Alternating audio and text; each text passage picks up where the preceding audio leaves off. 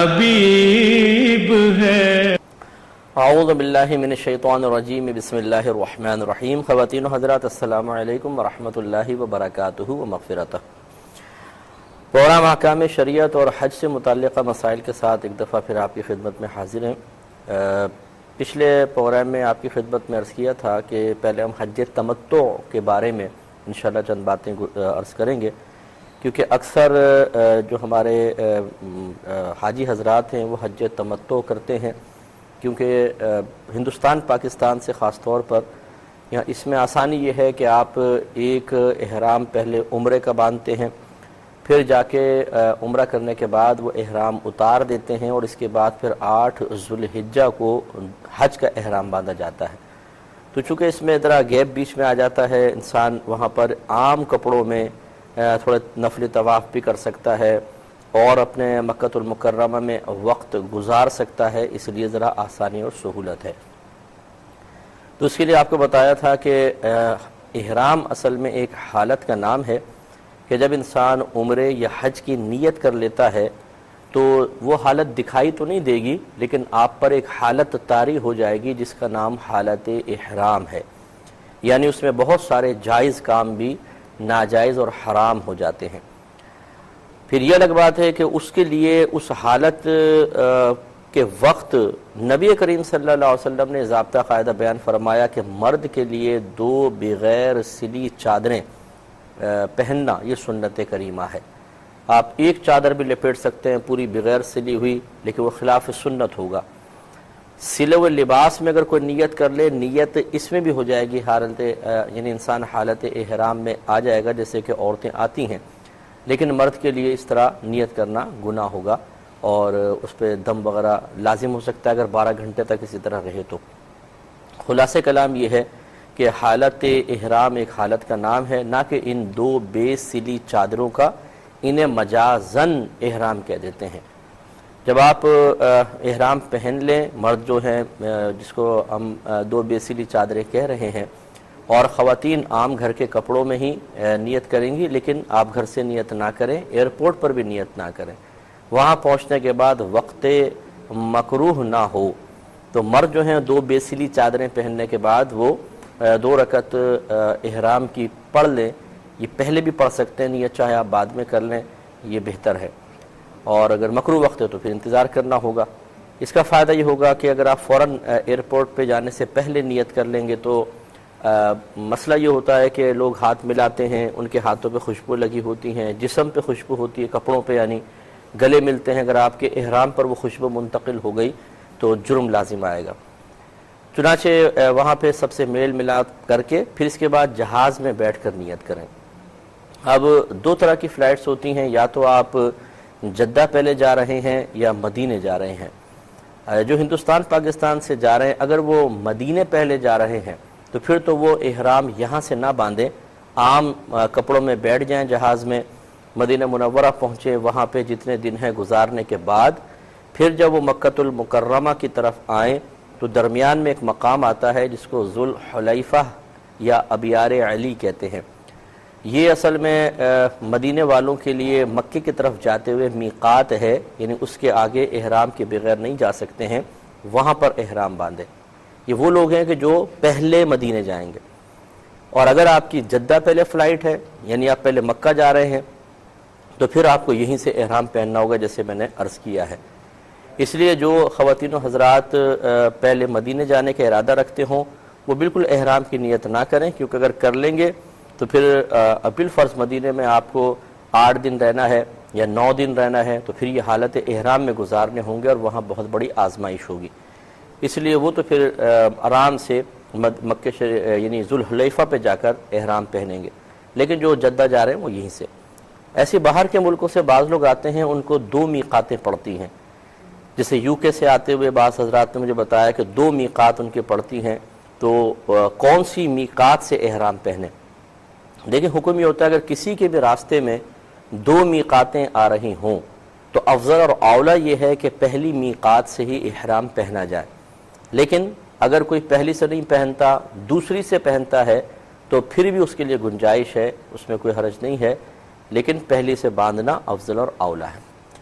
تو آپ فرض کر لیں کہ آپ پہلے مدینے گئے، تو پھر مدینے میں آپ ویسے آرام سے وقت گزاریں، احرام ابھی نہ پہنیں، پھر وہاں سے بسیں آپ کو ذوالحلیفہ لے کر آئیں گی، یعنی جو مدینے سے مکے کی طرف آتی ہیں تو وہاں پہ اسٹے کرتے ہیں، باتھ روم وغیرہ بھی ہیں، آپ آرام سے وہاں احرام پہنیں اور پھر مکے کی طرف روانہ ہوں، اور جو یہاں سے جدہ جا رہے ہیں وہ ویسے ہی پہن کر جہاز میں نیت کریں اور جدہ پہنچیں۔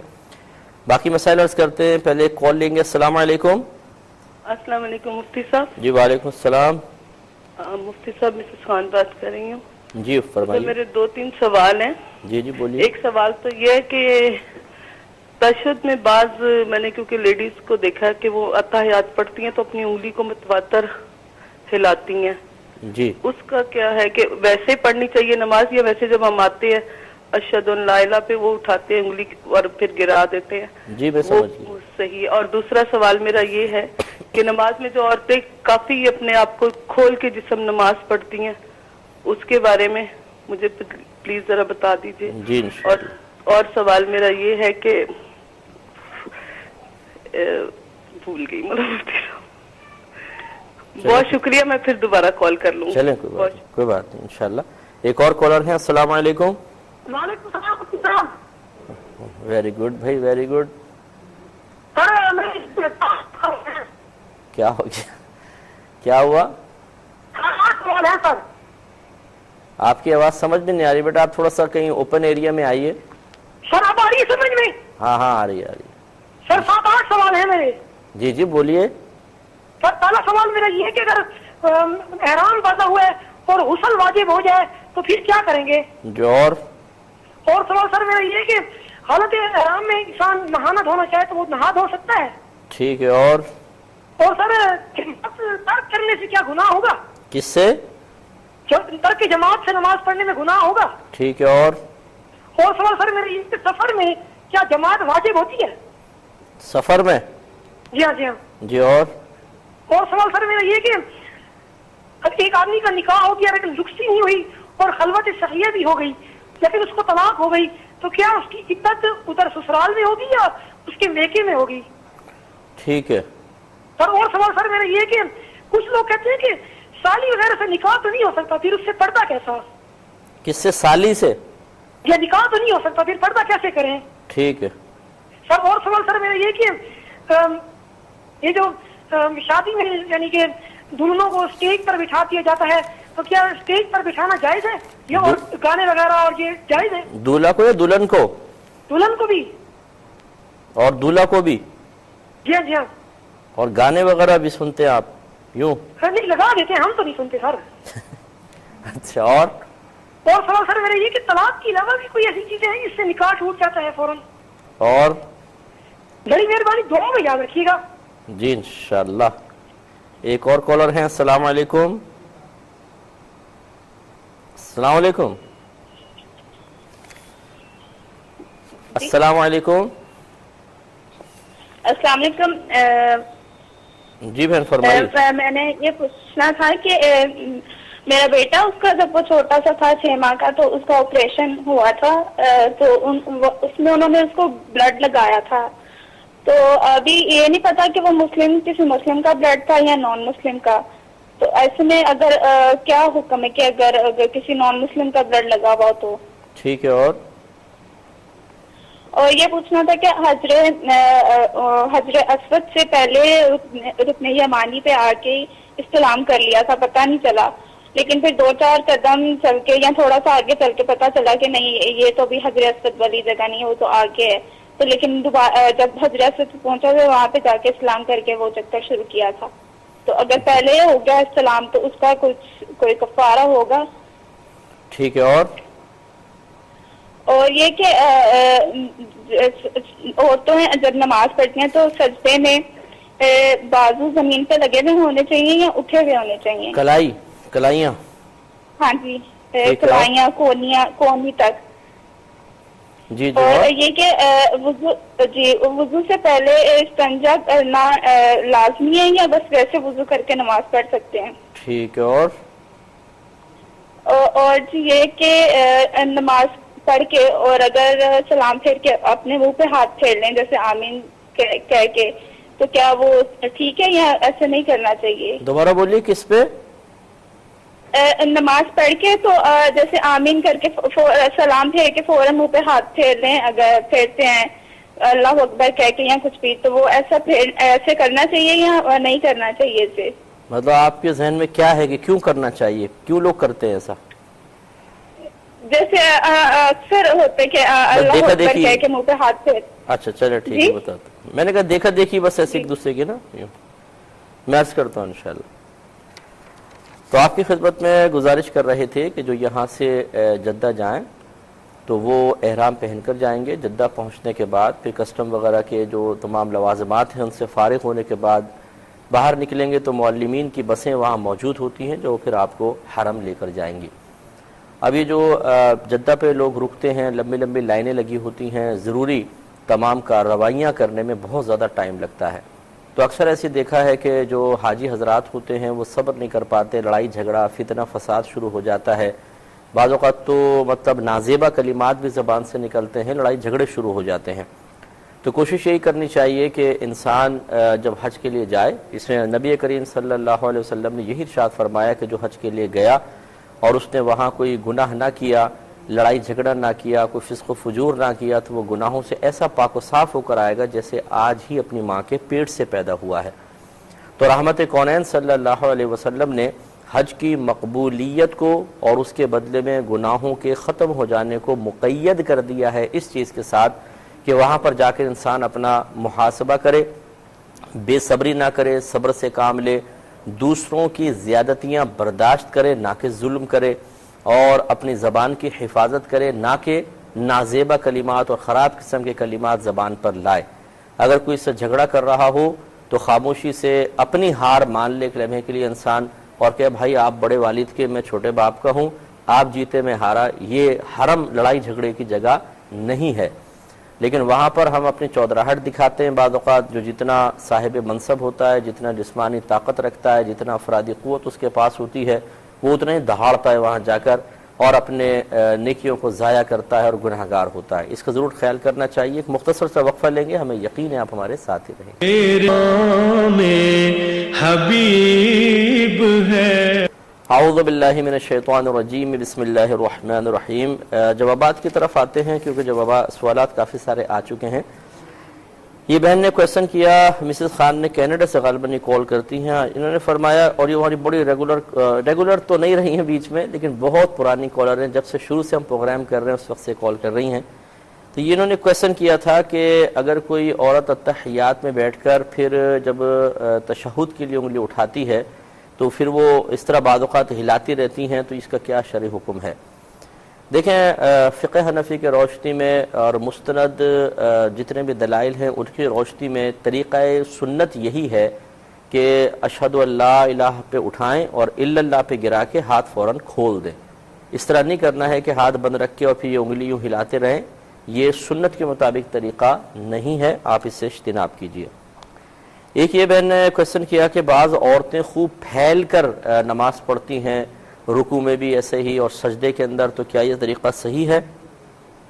دیکھیں، اگر آپ ہمارا درس بخاری دیکھ رہے ہو، آج کل یہی مسائل وہاں بیان ہو رہے ہیں، اور مستند ذرائع سے ہم نے آپ کی خدمت میں ذکر کیا کہ صحابہ کرام علیہم الرضوان خواتین کو سمٹ کر سجدہ کرنے کا حکم ارشاد فرمایا کرتے تھے. خصوصاً حضرت علی رضی اللہ تعالی عنہ یہ منع فرماتے تھے کہ عورتیں پھیل کے سجدہ کریں.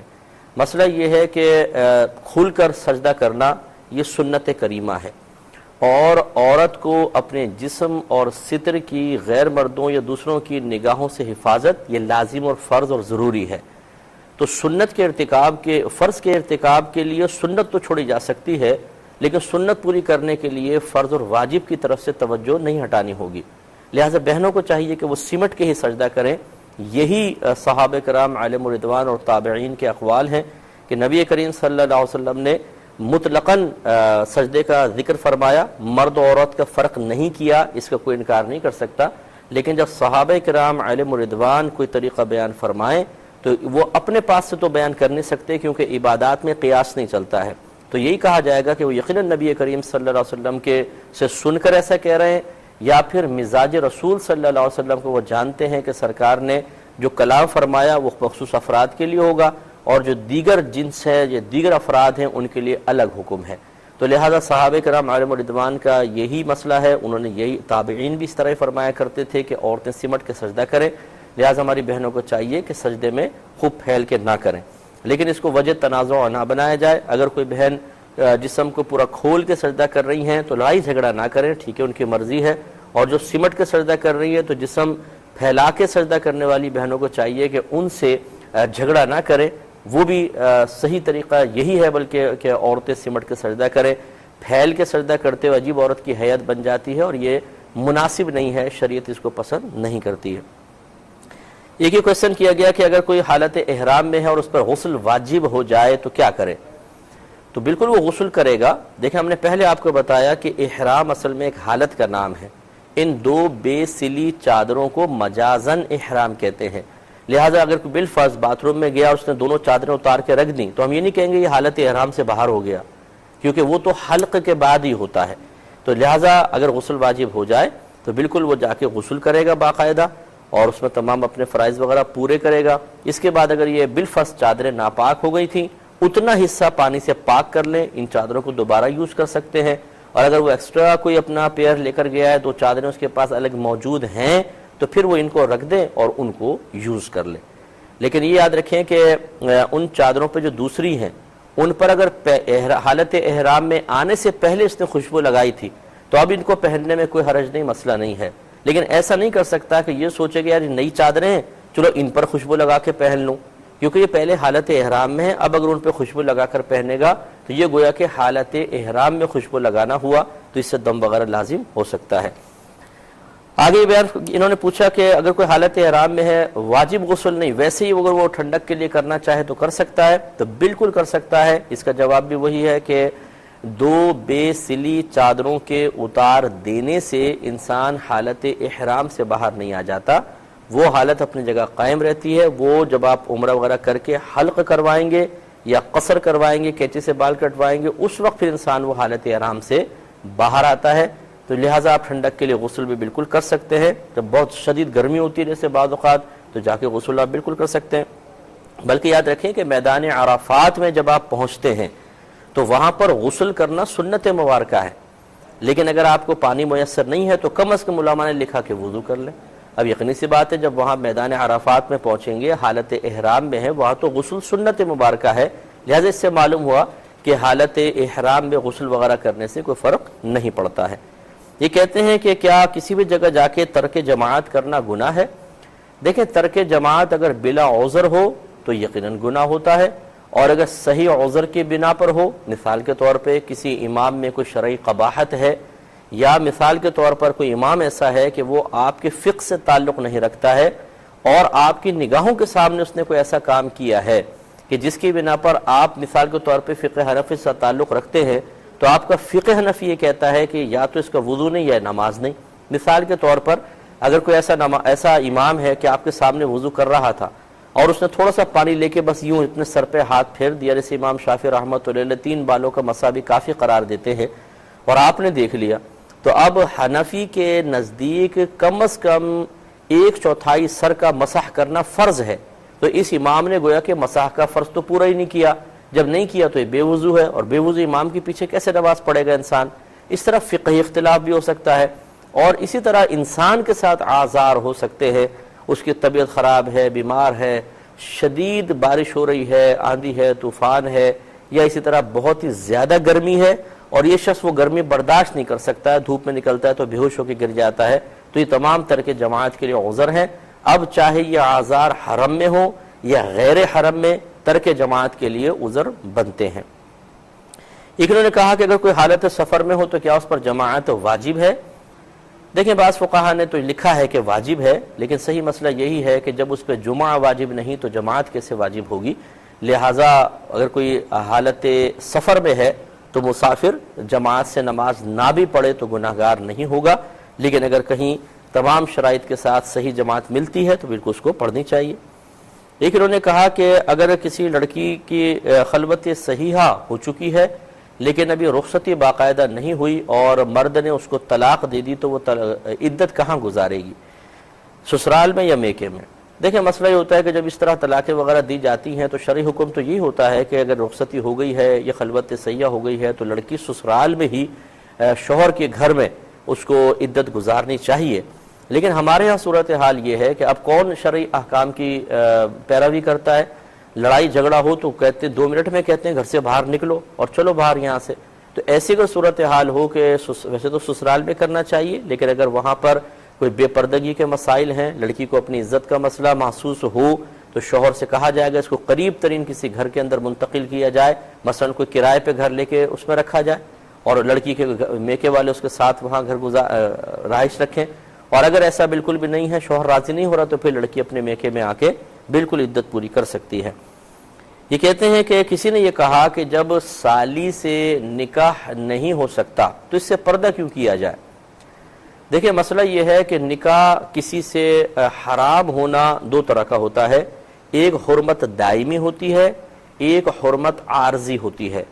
دائمی حرمت تو وہ ہوتی ہے کہ جو ہمیشہ ہمیشہ کے لیے عورت حرام ہو، جیسے والدہ ہے، بہن ہے، ساس ہے، ان سے ہمیشہ ہمیشہ کے لیے نکاح کرنا حرام ہے.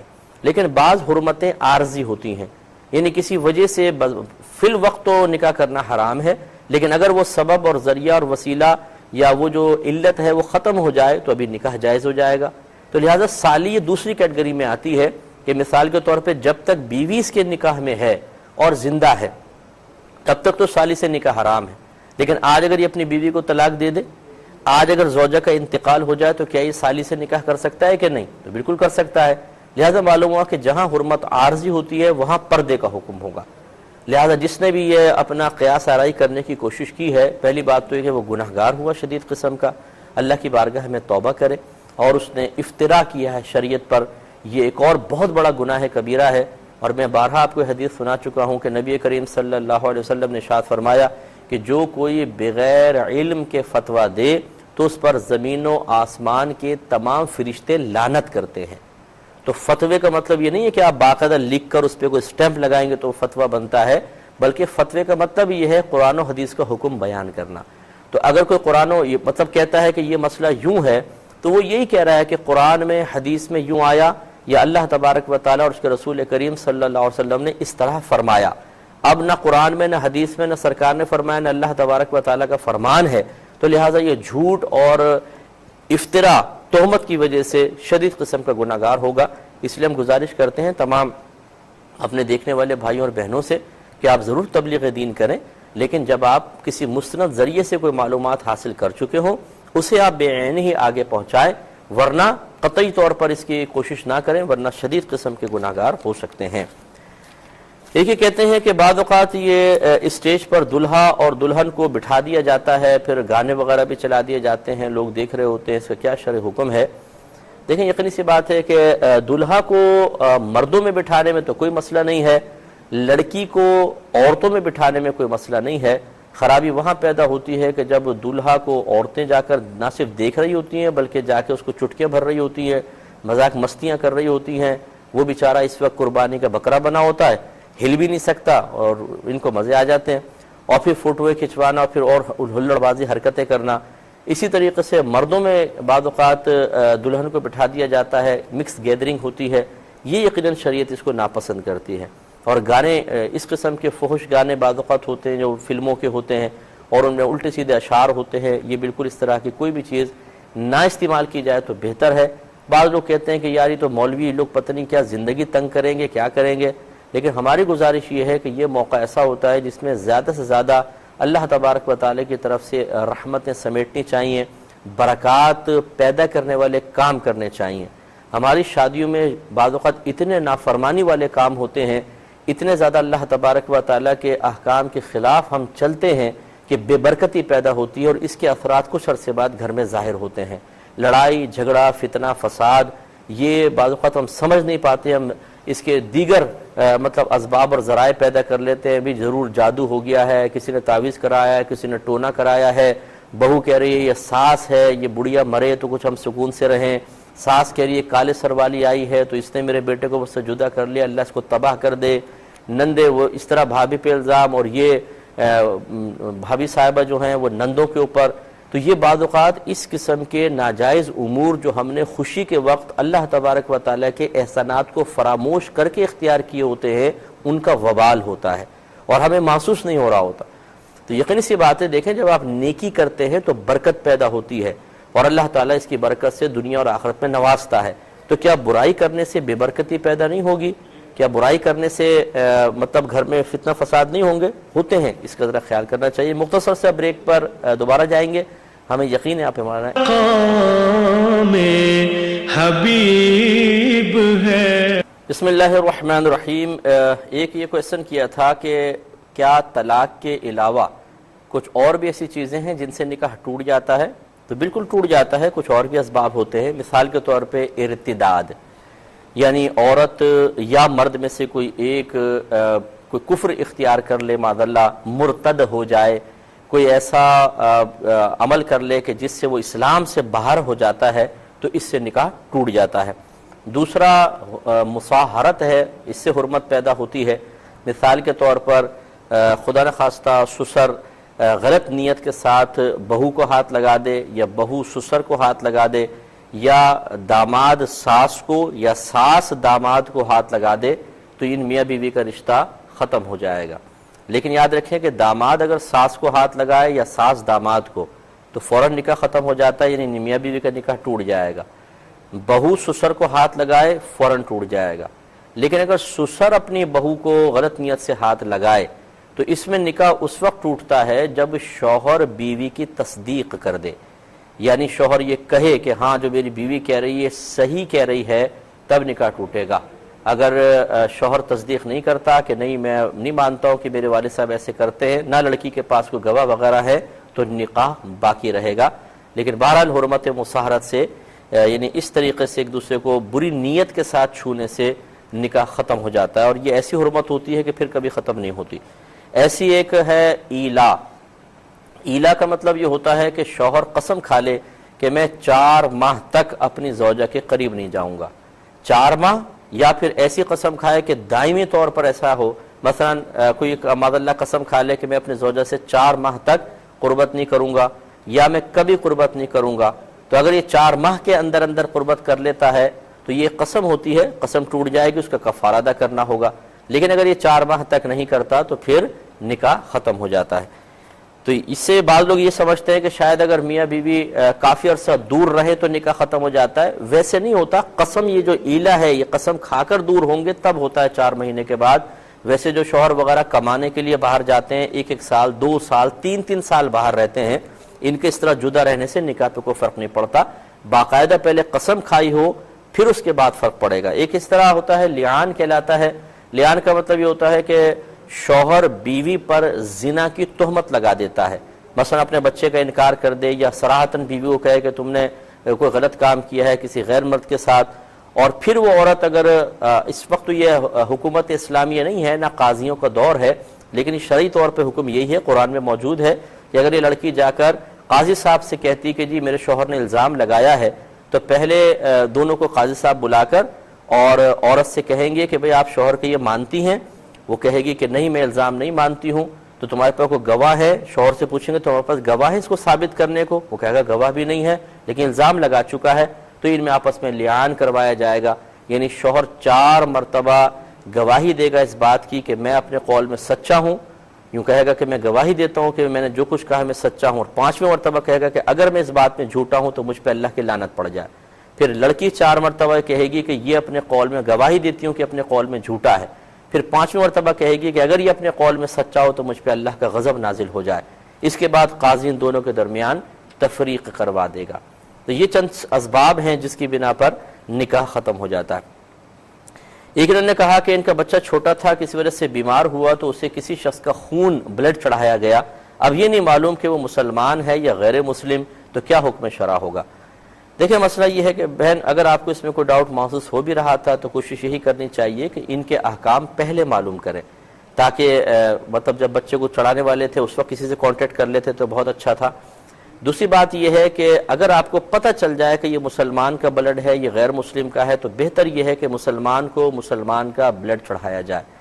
وجہ اس کی یہ ہے کہ غیر مسلم ان سے ناراض نہ ہو، ہمارا مذہب اسلام کسی کو حقیر نہیں سمجھ رہا ہے، لیکن مسئلہ یہ ہے کہ ہمارے ہاں غذا کا الگ ایک کانسیپٹ ہے، تصور ہے، دوسروں کے ہاں حرام حلال کا کوئی تصور نہیں ہے، لہٰذا غیر مسلم بہت ساری حرام چیزیں کھاتے ہیں جو ہمارے مذہب میں حرام ہیں، اور اس کو کھانے پینے سے یقینی سی بات ہے وہ بلڈ بنے گا اور وہ مسلمان کے اندر جائے گا۔ تو جو کچھ ہم کھاتے ہیں، جو بلڈ میں جو اس سے بلڈ بنتا ہے، اس کے ضرور اثرات طبیعت پر مرتب ہوتے ہیں، لہٰذا اگر غیر مسلم کا بلڈ چڑھایا جائے گا تو ضرور اس کی وجہ سے جب وہ ہمارے خون میں شامل ہوگا تو ضرور کچھ نہ کچھ منفی اثرات مرتب ہوں گے۔ اس اعتبار سے اگر دو قسم کے بلڈ ہوں اور آپ کو پتہ چل جائے تو مسلمان کے بلڈ کو فوقیت دیں، لیکن اگر یہ صورتحال ہو کہ مسلمان کا بلڈ نہیں مل رہا اس صورت میں، یا پتہ ہی نہیں کس کا ہے، تو دونوں صورتوں میں پھر آپ بالکل استعمال کر سکتے ہیں ہر قسم کے بلڈ کو، اور اللہ تبارک و تعالی انشاءاللہ کرم فرمائے گا، یعنی درگزر فرمائے گا، کوئی ایسی انشاءاللہ بے برکتی پیدا نہیں ہوگی۔ ایک ہی بہن فرماتی ہیں کہ حجر اسود، آپ کو پتہ ہے کہ جب آدمی طواف کرتا ہے حجر اسود سے سٹارٹ کرتا ہے، پھر گھوم کر آتے ہیں تو پہلا کونا، پھر دوسرا کونا، پھر تیسرا کونا رکن یمانی کہلاتا ہے، چوتھا پھر حجر اسود ہے، پھر جب گھوم کے حجر اسود پر آتے ہیں تو استلام کرتے ہیں دور سے اس طریقے سے، اور پھر طواف شروع ہوتا ہے۔ بہن یہ پوچھ رہی ہے کہ کسی نے یہ سمجھا کہ رکن یمانی یہ حجر اسود آ گیا اور وہاں استلام کر لیا، اب تھوڑا آگے بڑھے تو پتہ چلا ہو یہ کونا نہیں تھا، اگلا کونا تھا، تو پہلے استلام کر لینے کی بنا پر جبکہ بعد میں وہاں جا کر بھی استلام کر لیا گیا، کوئی خرابی لازم تو نہیں آئی؟ دیکھیں مسئلہ یہ ہے کہ اگر آپ کا سینہ کعبۃ اللہ کی طرف ہو جائے دوران طواف تو بہتر یہ ہوتا ہے کہ جتنا عرصہ رہا اتنا طواف کو دہرا لیا جائے، بلکہ بعضوں نے لکھا ہے کہ اس چکر کو دوبارہ کر لیا جائے، یہ بہت ہی بہتر ہے۔ تو استلام کرنے میں یقیناً رکن یمانی پہ آپ کا رخ کعبۃ اللہ کی طرف ہو گیا ہوگا، تو بہتر یہ ہے کہ اگر بہتر یہ تھا کہ جب حجر اسود پر آئے تھے تو اس چکر کو کاؤنٹ نہ کرتے، ایک اور چکر لگا لیتے، لیکن اگر نہیں لگایا تو بہرحال یہ اللہ کی بارگاہ میں توبہ کر لے، لیکن اس پہ کوئی دم وغیرہ لازم نہیں ہوگا۔ ایک انہوں نے کویسچن کیا کہ بعض خواتین عورت جب زمین پر سجدہ کرے تو کیا کرے، کیا وہ کلائیاں اپنی پوری بچھائے یا نہ بچھائے؟ دیکھیں یہاں پر بھی وہی جواب ہے جو تھوڑی دیر پہلے میں نے دیا کہ نبی کریم صلی اللہ علیہ وسلم نے صراحتاً منع فرمایا کہ کلائیاں زمین پر نہ بچھائی جائیں، اور اس کو سرکار نے فرمایا کہ کوئی بھی کتے کی طرح اپنی کلائیاں زمین پر نہ بچھائے، کیونکہ آپ نے دیکھا جب کتا بیٹھتا ہے تو اگلے اپنی پوری کلائیاں بچھا کر زمین پر بیٹھتا ہے۔ لیکن وہی بات کہ صحابہ کرام علیہم رضوان نے، اس طرح تابعین نے جب عورت کو سمٹ کے سجدہ کرنے کا حکم دیا تو جب وہ سمٹ کے سجدہ کرے گی تو بغیر کلائیاں بچھائے وہ سجدہ نہیں ہو سکتا ہے، لہٰذا پھر عورت کے لیے گویا کہ اس کا استثناء ہوگا۔ وضو سے قبل استنجا کرنا کوئی لازم نہیں ہے، اگر پیشاب وغیرہ کی حاجت نہیں ہے تو آپ ویسے وضو کر کے نماز ادا کر سکتے ہیں۔ بعد نماز چہرے وغیرہ پہ ہاتھ پھیرنا کوئی سنت وغیرہ نہیں ہے، ویسے یہ لوگوں نے بنا لیا ہوگا۔ ہاں بعض اوقات ہوتا ہے کہ بعض چیزیں پڑھ کر ہاتھ پہ دم کر کے چہرے پہ مسح کرتے ہیں برکت کے لیے، وہ الگ چیز ہے، لیکن یہ نہیں کہ نماز ختم کرتے ہی ایک دم بس چہرے پہ ہاتھ پھیر لے سے کیا فائدہ ہوگا، اس سے کوئی فائدہ نہیں ہے۔ تو اب چونکہ پروگرام کے وقت تقریباً ختم ہو رہا ہے، لیکن میں تھوڑی سی گزارش کرتا ہوں کہ دیکھیں یہ کچھ شکایتیں میرے پاس آئی ہیں تو میں آپ کی خدمت میں گزارش کر رہا ہوں کہ میرا فیس بک پر پرسنل کوئی بھی اکاؤنٹ نہیں ہے۔ ہمیں شکایتیں یہ موصول ہوئی ہیں کہ بعض لوگوں نے اپنا میرا فیک اکاؤنٹ بنا کر اور لوگوں سے مطلب ڈیمانڈ کی ہے فنڈز وغیرہ کی، اور اس میں پکچریں ڈال دیں کسی پہاڑ شخص کی، کبھی کسی کی کہ بھئی اس کو ہم نے دینا ہے تو آپ مجھے دیں۔ تو کئی لوگوں نے، ہمارے دوستوں نے میرے وجہ سے یہ سمجھ کے کہ مفتی صاحب ہی شاید ڈیمانڈ کر رہے ہیں، انہوں نے پیسے بھیج بھی دیے ہیں کسی کے اکاؤنٹ میں۔ تو یہ میری گزارش ہے کہ میں آپ کی عرض کرتا ہوں کوئی بھی میرے نام سے آپ سے کوئی فنڈ طلب کرے آپ ہرگز نہ دیں، کوئی بھی مانگ رہا ہو آپ ہرگز نہ دیں، جب تک کہ آپ اگر کہیں دینا پسند کریں اور میرے حوالے سے دینا چاہتے ہیں تو پہلے مجھ سے تصدیق کر لیجئے۔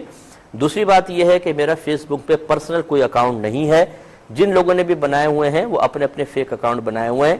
ایک بس ہمارا آفیشیل ہے مفتی محمد اکمل آفیشیل، اس پہ لکھا ہوا ہے باقاعدہ، یہ ہمارے الفرقان اسکالر اکیڈمی کے جو بچے ہیں انہوں نے بنایا ہوا ہے، مفتی محمد اکمل آفیشیل لکھا ہوگا، بس یہ ہے میرا اکاؤنٹ، لیکن یہ میں اس پہ پرسنلی خود ہوتا بھی نہیں ہوں۔ آپ اس پہ بھی صرف اگر جوائن ہونا چاہتے ہیں کچھ چیزیں سیکھنے کے لیے، کوئی حدیثیں وغیرہ پڑھنے کے لیے تو ضرور ہوں، اس پہ بھی آپ کوئی فنڈ وغیرہ کی بات نہ کریں۔ باقی اور اس قسم کے کسی شخص نے اگر کوئی آپ کے ساتھ چیٹنگ کی ہو تو آپ ضرور اس کی گرفت کسی لحاظ سے کر سکتے ہو تو ضرور کریں۔ اللہ تعالیٰ ان کو مطلب شرم و حیا عطا فرمائے کہ یہ نہیں سوچتے کہ آپ کتنا بڑا گناہ کر رہے ہیں، کہ تھوڑے بہت پیسے کتنے عرصے آپ کھا لیں گے. یہ جہنم کا ایندھن اپنے پیٹ میں اتارنا اور اپنے بلڈ میں شامل کرنا، اس کا وبال آخرت پہ کتنا زیادہ ہے. اسی طرح بہت سے دیکھیں، میں جہاں پر بھی جاتا ہوں لوگ کیمراز وغیرہ ڈیجیٹل کیمراز سے جی مجھ سے ایک پکچر کھنچوا لیں، ایک پکچر کھنچوا لیں. اب وہ منع کرے تو ناراض ہو جاتے ہیں، کھڑے ہو جاتے ہیں. اب وہ کیا کرتے ہیں، اس کو ڈال کے فیس بک وغیرہ پر یہ ثابت کرنے کی کوشش کرتے ہیں کہ ہم مفتی صاحب سے بڑے قریب ہیں کہ دیکھیے یہ پکچر کھینچی ہوئی ہے. ایسے ایک صاحب نے کسی نے ڈال کر اور وہ فنڈ مانگنا شروع ہو گئے کہ ہمیں دے. وہ میرے نام سے نہیں مانگا لیکن یہ کہ بھئی ہمیں فنڈ دے. پکچر میری ساتھ بیٹھ کر کھنچوا کے وہ ڈلوا دی وہاں پر. اب مجھے نہیں پتا ہوتا یہ کہاں ڈالیں گے کہاں نہیں. تو آپ کسی بھی چیز پر اعتماد نہ کریں. آخر میں میرا ای میل ایڈریس چلتا ہے، کوئی بھی اس طرح معاملہ کرے تو خدا را ابھی بلکہ چل بھی رہا ہے تو آپ مجھے ضرور انفارم کر دیں. اگر آپ نے میرے حوالے سے کسی جگہ کسی کو فنڈ دینا ہے تو تصدیق کے لیے ایک دفعہ اس پر ایک ای میل کر دیجئے کہ مفتی صاحب ہم آپ کے نام سے کسی جگہ دے رہے ہیں، کیا یہ صحیح ہے غلط ہے، تو میں آپ کو انشاءاللہ بتا دوں گا. تو اس سے ذرا تھوڑا سا اجتناب کریں اور اس بات کو جتنا آپ عام کر سکتے ہیں کریں. میں انشاءاللہ اور بھی اس کے لیے اقدامات کر رہا ہوں، لیکن یہ اس طرح کی چیٹنگ کی باتیں ہمارے سامنے آئی ہیں تو میں آپ کی خدمت میں گزارش کر رہا ہوں. اب اپنے میزبان کو، ہماری کیو ٹی وی کی پوری ٹیم کو اجازت مرحمت فرمائیں. آپ ہمارے لیے دعا کیجئے، ہم آپ کے لیے دعا گو ہیں کہ اللہ تبارک و تعالیٰ آپ کو درجات کی بلندی عطا فرمائے، تا حیات رزق حلال اتنی وافر مقدار میں عطا فرمائے جو آپ کی اور آپ کے ذریعے دوسروں کی ضرورتوں کو بھی پورا کر دے. آمین. وآخر دعوانا ان الحمدللہ رب العالمین. میرے ورد لب